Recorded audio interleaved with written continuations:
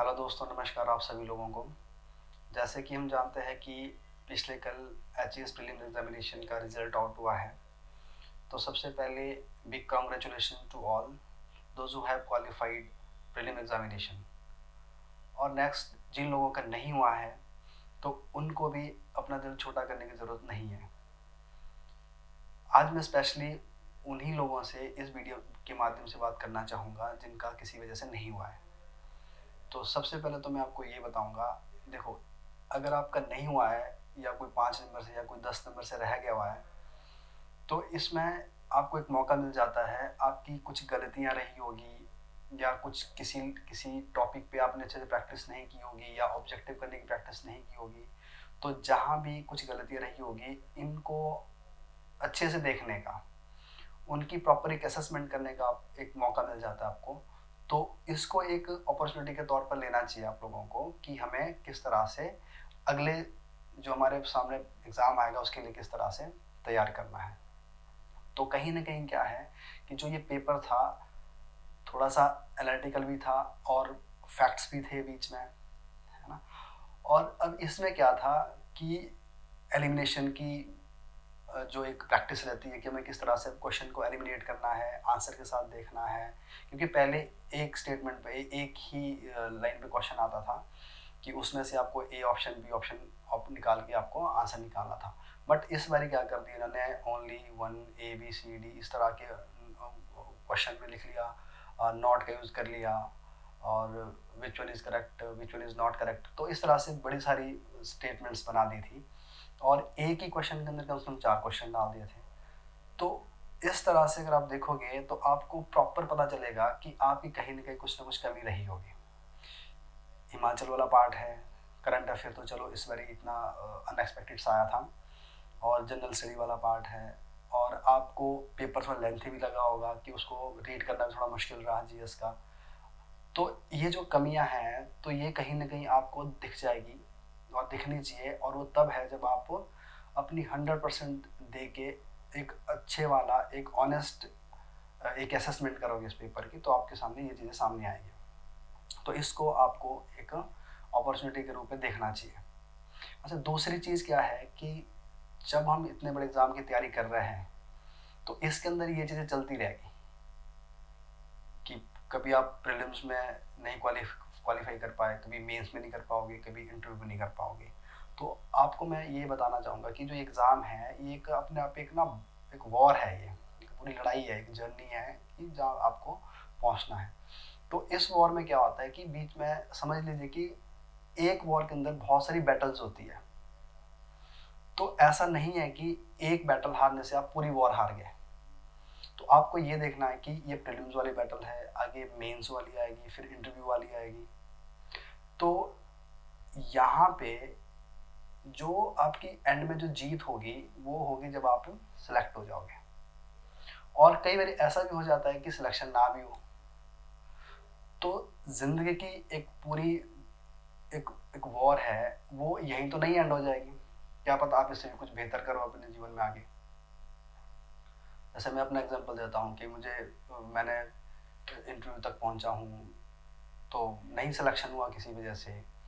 तो आज की डेट से ये नहीं बोल सकता कि कुछ भी नहीं हुआ। तो शायद मैं आज यहाँ पे उतना ज़्यादा सेटिस्फाई हूँ ना, आप लोगों के बीच रहता हूँ, कंटेंट बनाता हूँ और गाइडेंस प्रोवाइड करता हूँ, तो उसमें शायद मुझे अच्छा भी लगता है।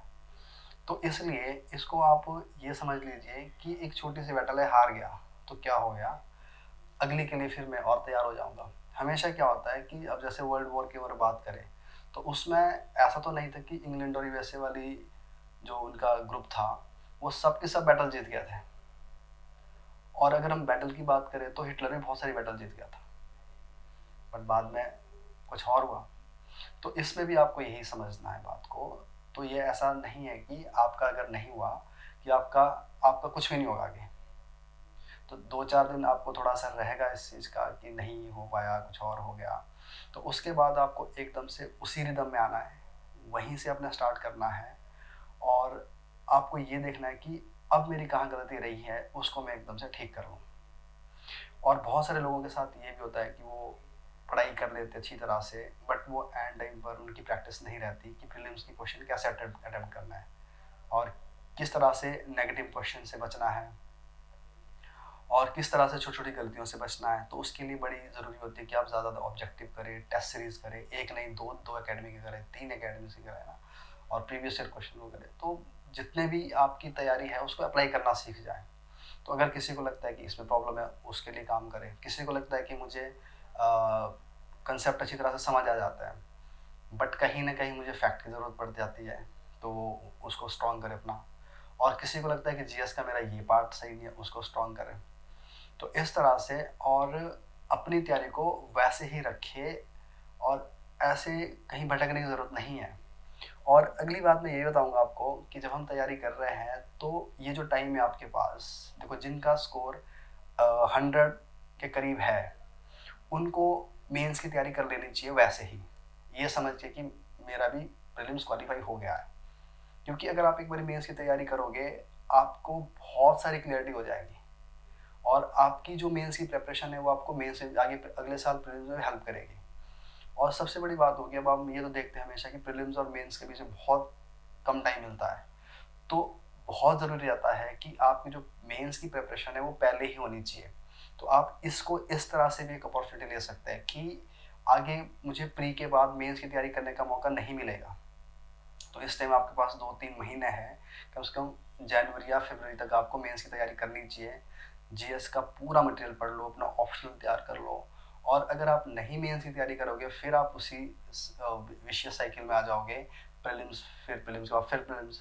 तो एक बार अगर आपने मेंस कर लिया, मेंस आपका साइड हो गया, उसके बाद आप प्रीलिम्स करोगे। जैसे आप प्रीलिम्स करके बाहर निकलोगे तो आप ये देखोगे कि मेरी मेंस की तैयारी है, अब मुझे आंसर राइटिंग करनी है, टेस्ट सीरीज करनी है, कम से कम सिलेबस को नहीं करना। तो इस तरह से मैं बता रहा हूँ कि कई बार क्या होती है कि जो एडवर्स कंडीशन आती है, जब हमारा फेलियर्स आता है तो वो हमारे लिए कुछ मौका भी लेके आती है। तो एक मौका तो आपके पास यही है कि आप अपने आप को प्रॉपर अपनी असेसमेंट करें और मेंस की तैयारी करें और आगे आने वाले टाइम के लिए आपकी स्ट्रैटेजी किस तरह की होगी उस पर थोड़ा सा ध्यान दें। तो और दूसरी बात, अगर आपको देखो जैसे हम यहाँ पे तैयारी करवाते भी है, गाइड करता है और हर लेवल पे कोशिश करते हैं कि आपकी हेल्प करें, चाहे नोट्स बनते हैं हमारे, चाहे बुक्स बनती है। अभी हमने एचएएस मेंस जो हिमाचल जी के उसकी बुक को रिवाइज़ किया है। तो इस तरह की हमारी सारी जो भी एक्टिविटीज़ रहती है तो उसका भी आप बेनिफिट लो। और उसके बाद अगर आपको अभी भी हमारी कुछ ज़रूरत पड़ती है, मेरी पड़ती है, मेरे जो साथ वाले लोग हैं उनकी पड़ती है, तो आप कभी भी एकेडमी में आके विजिट कर सकते हैं, फ़ोन पे कॉल कर सकते हैं। जितनी भी आपकी इस तरह की क्वेरीज रहती है हम उनको एड्रेस करने के लिए हमेशा रेडी रहेंगे। तो आपका नहीं हुआ है किसी वजह से 5, 7, 8 नंबर से, तो इससे घबराने की बात नहीं है और यहाँ से तैयारी स्टार्ट करें और कंटिन्यू रखें और जोगटा एकेडमी हमेशा आपके साथ है। तो यहीं पे मैं आपको अपनी बात को एंड कर रहा हूँ। तो माई बेस्ट विशेज़ उन लोगों के लिए जिनका क्वालिफाई हो गया है और वो आगे मेंस की तैयारी अच्छे से करें, टाइम कम है। तो कहीं ना कहीं मुझे ये लगता है कि दिसंबर के 10th तक एग्ज़ाम करवा देंगे, है ना। और जिन लोगों का नहीं हुआ है वो भी उसी पेस के साथ, उसी स्पिरिट के साथ तैयारी करें, क्योंकि उनको ये सोचना है कि आगे उनको अभी आगे उनको मेंस देना है, आगे उनको वहीं पे पहुंचना है। तो अगर जो मंजिल है वो तो एक ही है, जिनका हुआ जिनका नहीं हुआ, बट ये है कि बस जर्नी में जिनका हुआ है वो कंटिन्यू करेंगे क्योंकि सामने गोल दिख रहा है, और जिनका किसी वजह से नहीं हुआ तो वहाँ पे उनके थोड़े बाहर आने के, इधर उधर जाने के, शॉर्टकट मारने के या थोड़ी देर कुछ और ऑप्शन लेने के उनके चांसेस बढ़ जाते हैं। तो वो चीज़ ना करें, सीधा चले, तैयारी करें। तो यही मेरी आप लोगों से गुजारिश रहेगी कि घबराना नहीं है, डरना नहीं है, सब सही हो जाता है और आपको अपने ऊपर विश्वास रखना है। थैंक यू, धन्यवाद।